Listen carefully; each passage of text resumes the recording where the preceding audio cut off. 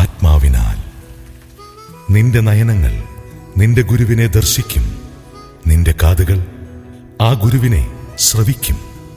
നീ വലത്തോട്ടോ ഇടത്തോട്ടോ തിരിയുമ്പോൾ പിന്നിൽ നിന്ന് നീ ശ്രവിക്കുന്ന ആ ആത്മാവിന്റെ സ്വരം നിന്നെ നേർവഴി നടത്തും, നിന്നെ ആത്മാവിനാൽ നിറയ്ക്കും.